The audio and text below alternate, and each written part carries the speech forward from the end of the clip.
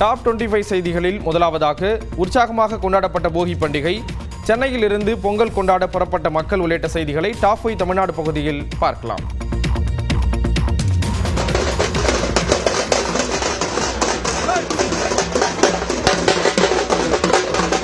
சென்னையில் பழைய பொருட்களை எரித்து மேளமடித்து பொதுமக்கள் தைத்திருநாளை வரவேற்ற காட்சிதான் இது. தமிழர் திருநாளான பொங்கலுக்கு முந்தைய தினமான இன்று போகி பண்டிகை கொண்டாடப்படுகிறது. சென்னையில் அதிகாலையிலேயே மயிலாப்பூர், திருவல்லிக்கேணி, ஆலந்தூர் உள்ளிட்ட பகுதிகளில் பொதுமக்கள் பழைய பொருட்களை எரித்து போகியை கொண்டாடினர். பனிமூட்டத்துடன் புகையும் கலந்ததால் சென்னையில் காற்று மாசின் தரம் அபாய கட்டத்தை எட்டியது. புகை மூட்டத்தால் கொஞ்சம் வாக்கிங்கில் போகிறவங்களுக்கு கொஞ்சம் சிரமமாக இருக்கும். இதை இன்னும் கொஞ்சம் கட்டுப்படுத்தினா கொஞ்சம் நல்லா இருக்கும். மக்கள் அது விழிப்புணர்வு கொண்டு இதை கொஞ்சம் இது பண்ணிக்கணும். இதேபோன்று காஞ்சிபுரத்தில் சின்னையங்குளம் மிலிட்டரி சாலையில் சிறுவர் சிறுமியர் பழைய பொருட்களை எரித்து மேளமடித்து போகியை கொண்டாடினர்.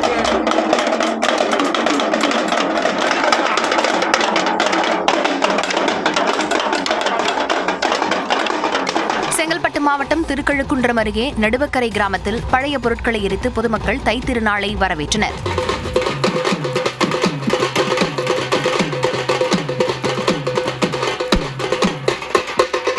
திருவள்ளூர் மாவட்டம் ஊத்துக்கோட்டை, ஆரம்பாக்கம், கும்மிடிப்பூண்டி, பொன்னேரி, மீஞ்சூரிலும் பொதுமக்கள் பழைய பொருட்களை எரித்து போகியை கொண்டாடினர்.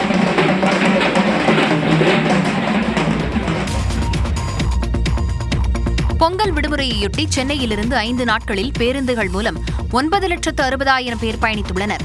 பொங்கல் விடுமுறையை சொந்த ஊர்களில் கொண்டாட கிளாம்பாக்கம் பேருந்து நிலையத்தில் மக்கள் திரண்டதால் கடும் கூட்ட நெரிசல் ஏற்பட்டது.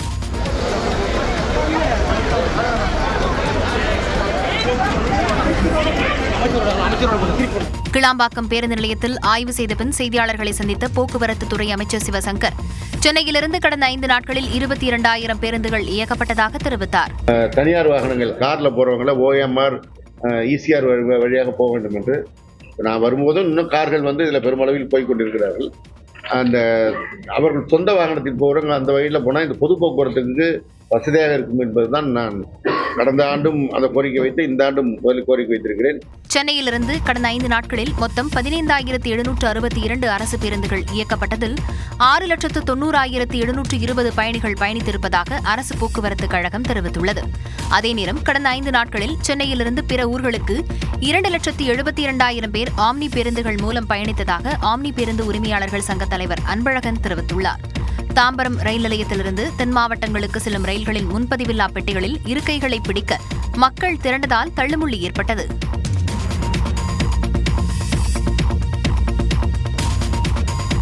பொங்கல் பண்டிகையை முன்னிட்டு ரேஷன் கடைகளில் வழங்கப்பட்டு வரும் பரிசு தொகுப்பு இன்றும் வழங்கப்படும் என அறிவிக்கப்பட்டுள்ளது.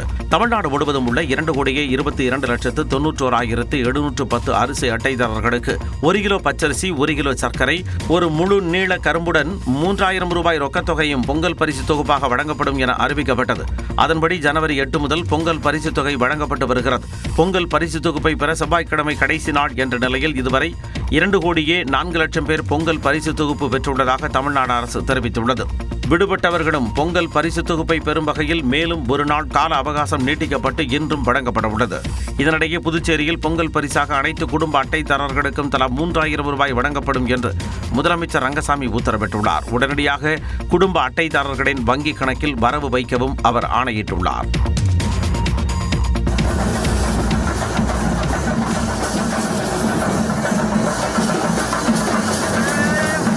தமிழர்களின் பாரம்பரிய பண்டிகையான பொங்கல் திருவிழாவில் மக்களவை எதிர்க்கட்சித் தலைவர் ராகுல் காந்தி பங்கேற்ற காட்சிகளை இவை. நீலகிரி மாவட்டம் கூடலூரில் தனியார் பண்டிகையின் பொன்விழாவில் பங்கேற்பதற்காக டெல்லியில் இருந்து மைசூருக்கு விமானத்தில் வந்து அங்கிருந்து ஹெலிகாப்டர் மூலம் கூடலூர் வந்தார் ராகுல் காந்தி. அவருக்கு செண்டை மேளம் அதிர உற்சாக வரவேற்பு அளிக்கப்பட்டது.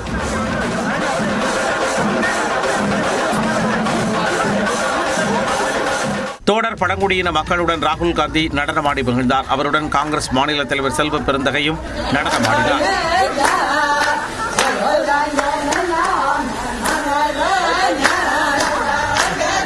பின்னர் அங்கு நடைபெற்ற பொங்கல் கொண்டாட்டத்தில் ராகுல் உற்சாகத்துடன் கலந்து கொண்டார். நிகழ்ச்சியின் இறுதியில் தமிழில் பொங்கல் வாழ்த்துக்கள் தெரிவித்தார். இனிய பொங்கல் நல்வாழ்த்துக்கள். நிகழ்ச்சி முடிந்ததும் தனி ஹெலிகாப்டர் மூலம் ராகுல் காந்தி கேரளாவுக்கு சென்றார். மதுரை அவனியாபுரத்தில் ஜல்லிக்கட்டு போட்டியில் வெற்றி பெறுவோருக்கு வழங்கும் கார் மற்றும் டிராக்டர் மேடையில் தயாராக வைக்கப்பட்டுள்ளது. மதுரை அவனியாபுரத்தில் நாளை ஜல்லிக்கட்டு போட்டி நடைபெறவுள்ளது. இதற்காக வாடிவாசல் தயார் நிலையில் உள்ளது. காளைகளுக்கு மருத்துவ பரிசோதனை முடிந்து வாடிவாசலுக்கு உள்ளே நுழையும் பகுதி வரை 10 அடி உயரத்திற்கு தடுப்புகள் அமைக்கப்பட்டுள்ளன. ஜல்லிக்கட்டு நடைபெறும் பகுதியில் இருபுறமும் தடுப்புகள் அமைக்கப்பட்டு அவற்றுடன் இரும்பு கம்பி தடுப்புகளும் வைக்கப்பட்டுள்ளன.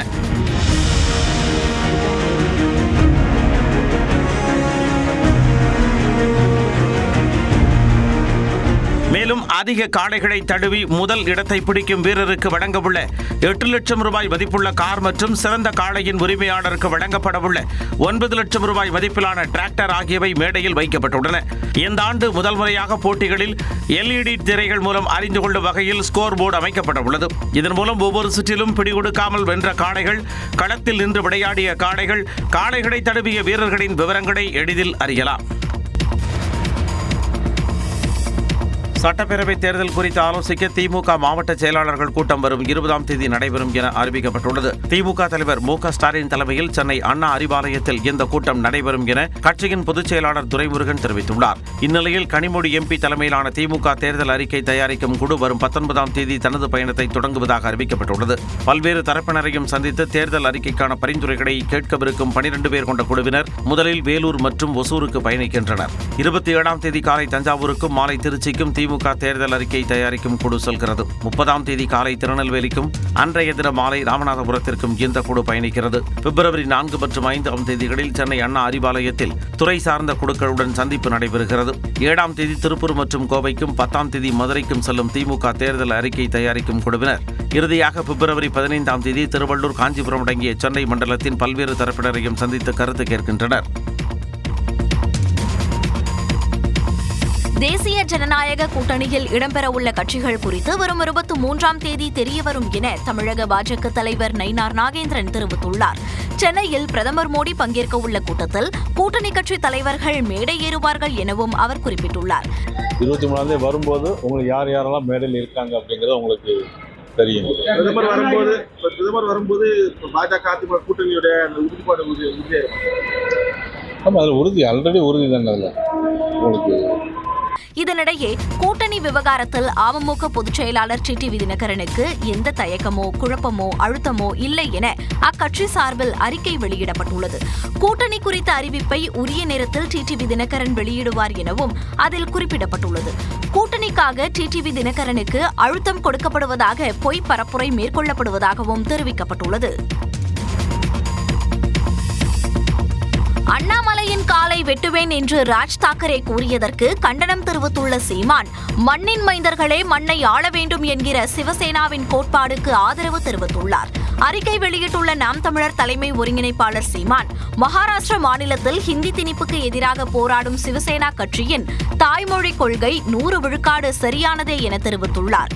தேசிய இனங்களின் உரிமை மீட்புக்கான போராட்டத்தில் மராட்டிய மாநில உரிமைக்காக குரல் கொடுக்கவும் துணை நிற்கவும் தயாராக உள்ளதாக சீமான் கூறியுள்ளார். அதே நேரம் மும்பை குறித்து தமிழ்நாடு பாஜக முன்னாள் தலைவர் அண்ணாமலையின் கருத்துக்கு அவரது காலை வெட்டுவேன் என்கிற ராஜ் தாக்கரேவின் வன்முறை கருத்து கண்டனத்திற்குரியது எனவும் சீமான் குறிப்பிட்டுள்ளார். ராஜ் தாக்கரேவின் வன்முறை பேச்சு அண்ணாமலை மட்டுமின்றி ஒட்டுமொத்த தமிழ் மக்களையும் அவமதிப்பதாகும் எனவும் அதை ஒருபோதும் ஏற்க முடியாது எனவும் சீமான் தெரிவித்துள்ளார். தம்பி அண்ணாமலைக்கு கட்சி, அரசியல், கொள்கை, கோட்பாடு அனைத்தையும் கடந்து தமிழினத்தின் மகனாக துணை நிற்போம் எனவும் சீமான் குறிப்பிட்டுள்ளார்.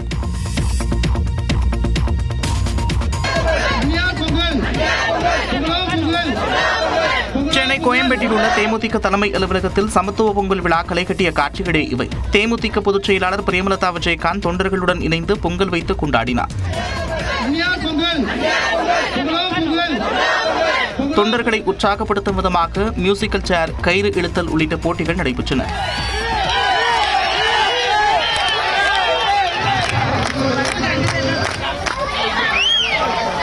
பின்னர் செய்தியாளர்களை சந்தித்த பிரேமலதா மாவட்ட செயலாளர்களுடன் ஆலோசனை செய்த பிறகு கூட்டணி குறித்து அறிவிக்கப்படும் என்றார். தை பிறந்தால் வழி பிறக்கும். உறுதியாக தேசிய முற்போக்கு திராவிட கழகம் மகத்தான ஒரு கூட்டணியை, நாட்டுக்கும் மக்களுக்கும் நல்லது நடக்கும் ஒரு மகத்தான கூட்டணியை நிச்சயமாக நாங்கள் அமைப்போம். யார் யார் எந்த தொகுதியில் போட்டி என்பது குறித்து இன்னும் முடிவு செய்யப்படவில்லை என்றும் பிரேமலதா தெரிவித்தார். மகர ஜோதியை தரிசிக்க சபரிமலையில் குவிந்த பக்தர்கள், தெலுங்கானா பட்டமிடும் திருவிழா உள்ளிட்ட செய்திகளை டாப் இந்தியா பகுதியில் பார்க்கலாம். சபரிமலை ஐயப்பன் கோயிலின் முக்கிய நிகழ்வான மகரஜோதி தரிசனம் இன்று நடைபெறும் நிலையில் கோயிலில் லட்சக்கணக்கான பக்தர்கள் குவிந்துள்ளனர். மகர சங்கராந்தி தினமான இன்று மகர விளக்கு பூஜையும் அதைத் தொடர்ந்து மகரஜோதி தரிசனமும் நடைபெறவுள்ளது. பகல் 2:45 மணிக்கு கோயில் திறக்கப்பட்டு 3 மணி அளவில் மகர சங்கராந்தி பூஜைகள் நடைபெறுகின்றன. பந்தள அரண்மனையிலிருந்து கொண்டுவரப்படும் திருவாபரண பெட்டி மாலை 6 மணி அளவில் சன்னிதானத்தை அடைகிறது. தொடர்ந்து திருவாபரணங்கள் சாமி ஐயப்பனுக்கு அணிவிக்கப்பட்டு தீபாராதனை நடைபெறும். அதன் பின்னர் சில வினாடிகளில் பொன்னம்பலமேட்டில் சுவாமி ஐயப்பன் ஜோதி வடிவில் பக்தர்களுக்கு காட்சியளிக்கிறார். மகர ஜோதியை காண 30,000 பேருக்கு மட்டுமே அனுமதி அளிக்கப்பட்டுள்ளது. காலை 10 மணிக்கு மேல் நிலக்கல்லிலிருந்து பம்பாவுக்கு பக்தர்கள் செல்ல அனுமதி இல்லை. பக்தர்கள் குறிப்பிட்ட இடங்களிலிருந்து மட்டுமே மகர ஜோதியை தரிசிக்க வேண்டும் எனவும், காட்டுப்பகுதிக்குள் செல்லக்கூடாது என்றும் கட்டுப்பாடுகள் விதிக்கப்பட்டுள்ளன. மகரஜோதி தரிசனம் நியூஸ் 18 தமிழ்நாடு தொலைக்காட்சியில் மாலை 5 மணி முதல் நேரலை செய்யப்படுகிறது. தெருநாய்களால் பொதுமக்களுக்கு பாதிப்பு ஏற்பட்டால் சம்பந்தப்பட்ட மாநில அரசுகள் அதிக இழப்பீடு வழங்க வேண்டியிருக்கும் என உச்சநீதிமன்றம் தெரிவித்துள்ளது. தமிழ்நாடு உட்பட நாடு முழுவதுமே தெருநாய்க்கடி அண்மை காலமாக முக்கிய பிரச்சினையாக உள்ளது. தெருநாய்கள் விவகாரத்தில் பல்வேறு தரப்பினர் தாக்கல் செய்த மனுக்கள் உச்சநீதிமன்றத்தில் விசாரணைக்கு வந்தன. அப்போது ஒவ்வொரு நாய்க்கடிக்கும் அதனால் ஏற்படும் உயிரிழப்பு அல்லது காயங்களுக்கும் சம்பந்தப்பட்ட மாநில அரசுகள் அதிக இழப்பீடு வழங்க வேண்டியிருக்கும் என உச்சநீதிமன்றம் சுட்டிக்காட்டியது. கடந்த 5 ஆண்டுகளில் கட்டுப்பாட்டு நடவடிக்கைகள் முறையாக எடுக்கப்படாததே திருநாய்க்கடி பிரச்சினை அதிகரிக்க காரணம் எனவும் உச்சநீதிமன்றம் தெரிவித்தது. அதேபோல திருநாய்களால் பாதிப்பு ஏற்பட்டால் நாய்களுக்கு உணவும் ஆதரவும் அளிப்பவர்கள் பொறுப்பேற்க வேண்டும் எனவும் உச்சநீதிமன்றம் குறிப்பிட்டுள்ளது. திருநாய்களுக்கு அக்கறையோடு உணவளிப்பவர்கள் தங்கள் வீடுகளுக்கே அந்த நாய்களை அழைத்துச் சென்று பராமரித்து வளர்க்கலாமே எனவும் நீதிமன்றம் கருத்து தெரிவித்துள்ளது.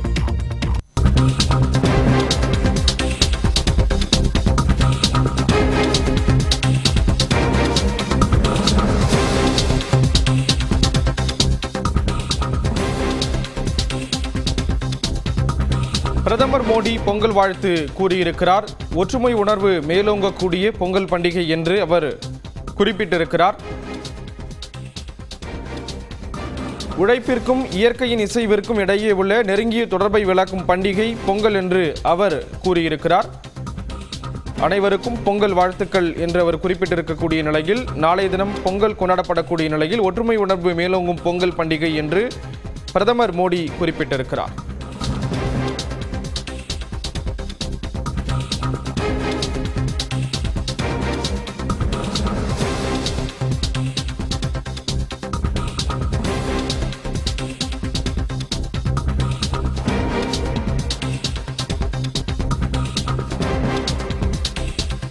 பிரதமர் நரேந்திர மோடி பொங்கல் வாழ்த்து கூறியிருக்கிறார். நாளைய தினம் பொங்கல் பண்டிகை கொண்டாடப்படக்கூடிய நிலையில் கிராமப்புற வேலைமுறை பொங்கல் பண்டிகையுடன் ஆழமாக பிணைந்திருப்பதாக பிரதமர் மோடி குறிப்பிட்டிருக்கிறார். ஒற்றுமை உணர்வு மேலோங்கும் பொங்கல் பண்டிகை வாழ்த்துக்கள் என்று பிரதமர் மோடி அனைவருக்கும் வாழ்த்துக்களை குறிப்பிட்டிருக்கிறார்.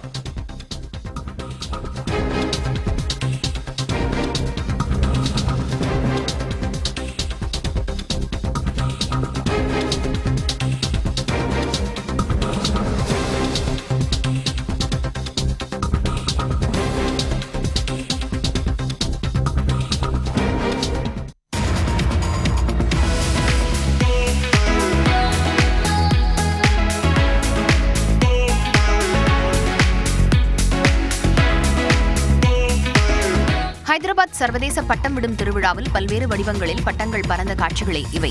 சர்வதேச பட்டம் விடும் திருவிழா களை கட்டியுள்ள நிலையில் 40 நாடுகளைச் சேர்ந்தவர்கள் இதில் பங்கேற்றுள்ளனர். பல்வேறு விலங்குகள், ஏலியன்கள் உள்ளிட்ட உருவ வடிவங்கள் தாங்கி பட்டங்கள் பறந்ததை பலரும் பார்வையிட்டனர்.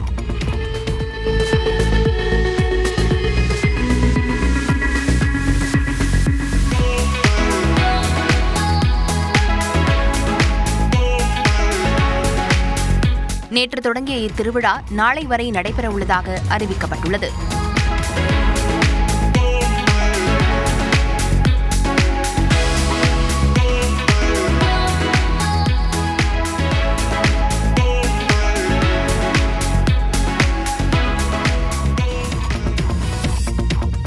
நடப்பு நடப்பாண்டு முதுநிலை மருத்துவ படிப்பிற்கான நீட் நுழைவுத் தேர்வின் கட் ஆஃப் மதிப்பெண் -40 குறைக்கப்பட்டுள்ளது. 2025 முதுநிலை மருத்துவ படிப்பிற்கான நீட் நுழைவுத் தேர்வு நடைபெற்று 2 கட்ட கலந்தாய்வு நிறைவடைந்துவிட்டது. அதில் 800 மதிப்பெண்களுக்கு பொது பிரிவினருக்கு 276 மதிப்பெண்களும், ஓபிசி எஸ்சி எஸ்டி பிரிவினருக்கு 235 மதிப்பெண்களும் கட் ஆஃப் ஆக நிர்ணயிக்கப்பட்டிருந்தன.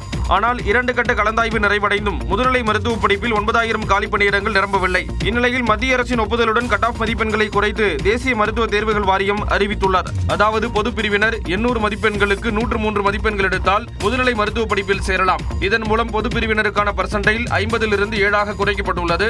இதேபோன்று ஓபிசி எஸ்சி எஸ்டி பிரிவினர் 800 மதிப்பெண்களுக்கு -40 மதிப்பெண்கள் எடுத்தால் முதுநிலை மருத்துவ படிப்பில் சேர முடியும்.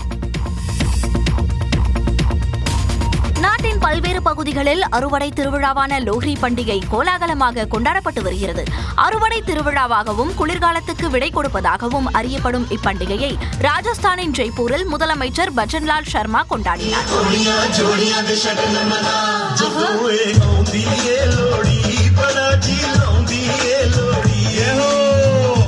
டெல்லியிலும் முதலமைச்சர் ரேகா குப்தா லோஹ்ரி பண்டிகையை கொண்டாடினார்.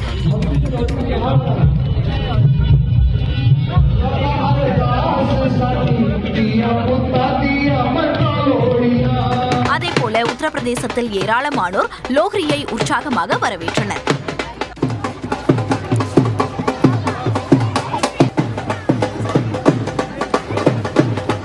மும்பையிலும் கொண்டாட்டங்கள் களை கட்டின.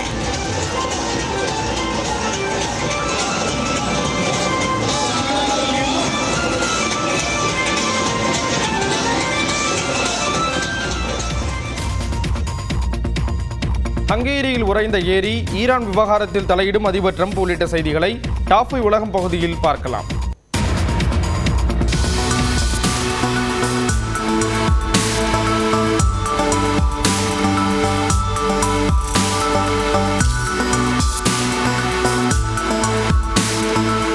ஹங்கேரியில் கடும் குளிர் காரணமாக சுமார் 600 சதுர கிலோமீட்டர் பரப்பளவு கொண்ட ஏரி உறைந்து காணப்படுகிறது.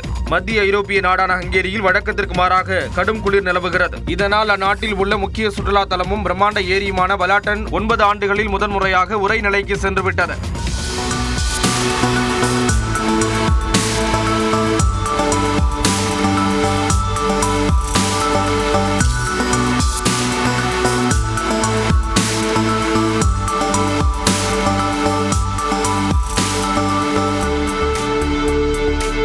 சுமார் 600 சதுர கிலோமீட்டர் பரப்பளவு கொண்ட ஏரியில் 2 முதல் 9 சென்டிமீட்டர் உயரத்திற்கு பனிக்கட்டி படர்ந்துள்ளது. இது நடப்பதோ ஸ்கேட்டிங் செய்வதோ ஆபத்தானது என அந்நாட்டு அதிகாரிகள் எச்சரித்துள்ளனர். தொடர்ந்து போராடுங்கள், உங்களுக்கான உதவி வந்து கொண்டே இருக்கிறது என ஈரானில் போராடும் மக்களுக்கு அமெரிக்க அதிபர் ட்ரம்ப் விடுத்துள்ள அழைப்பு உலக அரசியலில் மிகுந்த கவனம் பெற்றுள்ளது. ஈரானில் நிலவி வரும் கடும் பொருளாதார நெருக்கடி காரணமாக விலைவாசி பல மடங்கு அதிகரித்துள்ளது. வேலை வாய்ப்பின்மை அதிகரித்து அரசியல் குழப்பம் ஈடுபட்டுள்ள நிலையில் ஈரானின் உச்சபட்ச தலைவர் கமேனிக்கு எதிராக பெரும் போராட்டம் வலுவடைந்து வருகிறது. அரசுக்கு சொந்தமான கட்டடங்கள் தீ வைத்து எரிக்கப்பட்டுள்ளன. இந்த போராட்டங்களின் போது உயிரிழந்தோர் எண்ணிக்கை 2000 கடந்துள்ளதாக தகவல் வெளியாகியுள்ளது. இச்சூழ்நிலையில் தனது ட்ரூத் சமூக வலைதள பக்கத்தில் பதிவிட்டுள்ள அமெரிக்க அதிபர் ட்ரம்ப், தொடர்ந்து போராடுங்கள், உங்களுக்கான உதவி வந்து கொண்டே இருக்கிறது என ஈரானில் போராடும் மக்களுக்கு அழைப்பு விடுத்துள்ளார். முக்கிய அமைப்புகளை கைப்பற்றுங்கள் எனவும் அவர் போராட்டக்காரர்களுக்கு அறைகூவல் விடுத்துள்ளார். இது தவிர போராட்டம் தொடர்பாக ஈரான் அரசு அதிகாரிகளுடன் நடத்தவிருந்த அனைத்து பேச்சுவார்த்தைகளையும் ரத்து செய்துவிட்டதாக தெரிவித்துள்ளார். வெனிசுலாவின் அதிபர் பொறுப்பையும் ஏற்பதாக அண்மையில் அறிவித்த ட்ரம்ப், ஈரான் விவகாரத்திலும் தலையிடுவது சர்வதேச அரங்கில் பெரும் அதிர்வலைகளை ஏற்படுத்தியுள்ளது.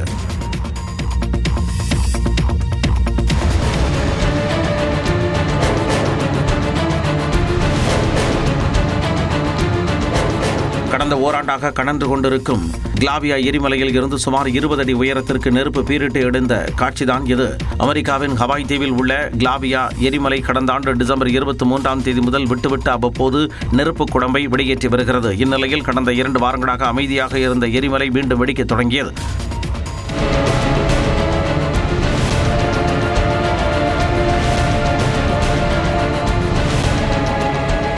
சுமார் 20 அடி உயரத்திற்கு பீரிட்டு எழுந்த நெருப்பு ஆறு போன்று பெருக்கெடுத்து ஓடியது. அப்பகுதியில் காற்றின் வேகமும் அதிகமாக இருப்பதால் சாம்பல் பரவும் ஆபத்துள்ளதாகவும் ஆய்வாளர்கள் எச்சரித்துள்ளனர்.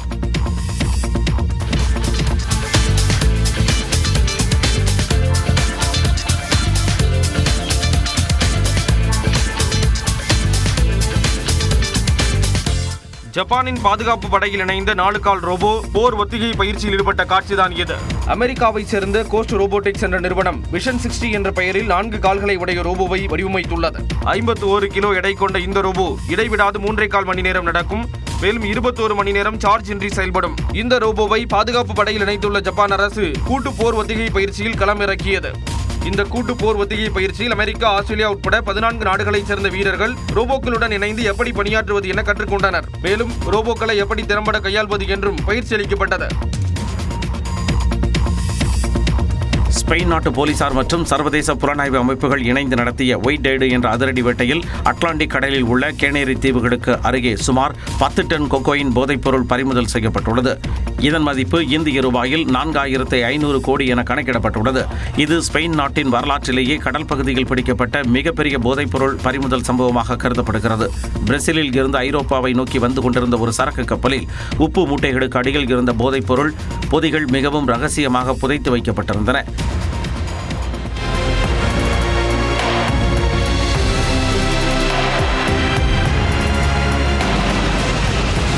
இந்த ஆபரேஷனை ஸ்பெயின் காவல்துறை, அமெரிக்காவின் போதைப்பொருள் தடுப்பு பிரிவு, பிரிட்டனின் தேசிய குற்றவியல் முகமை, பிரேசில், பிரான்ஸ், போர்ச்சுகல் நாட்டு அதிகாரிகள் வெற்றிகரமாக நடத்தினர். கப்பலில் இருந்த 13 ஊழியர்கள் கைது செய்யப்பட்டுள்ளனர். மேலும் அவர்கள் வைத்திருந்த கைத்துப்பாக்கி ஒன்றையும் போலீசார் பறிமுதல் செய்தனர்.